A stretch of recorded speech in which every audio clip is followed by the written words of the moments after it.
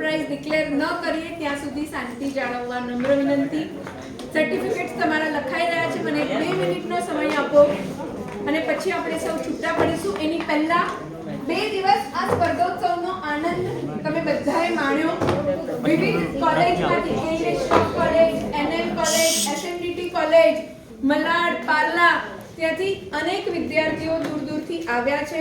એમની સંસ્થાના, એમના પ્રાચાર્યના, એમના શિક્ષકોના અમે ખૂબ ખૂબ આભારી છીએ. આવતા વર્ષે અથવા ગમે ત્યારે અમારે ત્યાંથી કંઈ પણ આમંત્રણ આવે તો તમે એનો સ્વીકાર કરીને ફરી પાછા હરખભેર અમારી સંસ્થામાં આવશો એવી અભ્યર્થના સાથે આ સ્પર્ધોત્સવનો કાર્યક્રમ આપણે અહીંયા આગળ પૂરો કરીએ છીએ આપણા આ ઇનામ વિતરણ સાથે. અને બધાના એક ગ્રુપ ફોટો પછી આપણે ફરી પાછા હસતા હસતા ઘર ભેગા થશું. કોઈને કંઈ કેવું છે? એક સર્ટિફિકેટ લખાય ત્યાં સુધી પોતાનો પ્રતિભાવ એમને આપવો છે. એસએનડીટી વુમન્સ યુનિવર્સિટીમાં અત્યારે સેકન્ડ પાર્ટમાં એમ કરી રહી છું અને આશા રાખીએ કે ભલે અમારું માસ્ટર્સ પૂરું થઈ જાય પણ છતાં પણ અહીંયા કોલેજમાંથી અમને આવી જ રીતે પ્રેમભર્યું આમંત્રણ ભલે ઇનામ માટે નહીં પણ એક પાર્ટિસિપેશનની રીતે. પણ એક વસ્તુ જોઈ છે કે એસએનડીટી માંથી જે પણ આવે છે એ લોકો પોતાની સાથે એ લોકોનો અનુભવ લઈને આવે છે ને ઓલવેઝ એ લોકો જે ગાય છે એ લોકો જે આપે છે હું કદાચ આ બધા બચ્ચાઓએ સાંભળેલું ન હોય અમે એ બહુ સરસ ધરોહર મળી રહી છે. ગયા વર્ષે પણ અમે પાર્ટિસિપેશન કર્યું હતું અને અમે આજના દિવસની રાહ જોઈને બેઠા હતા કે ભાષા તો સાચું છે, 1 વર્ષથી અમે રાહ જોઈએ છે. તો તમારે દર વર્ષે ફેલ થવાનું.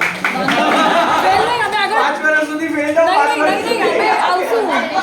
અમે પાસ અમે next year PhD ના સ્ટુડન્ટ બનીને બી આવશું Very good. અમે બોલાવશું. આ એકમાત્ર એવી કોલેજ છે જે ગુજરાતીના અંતાક્ષરી રમાડે છે. આ સ્પર્ધા બીજે ક્યાંય નથી થતી.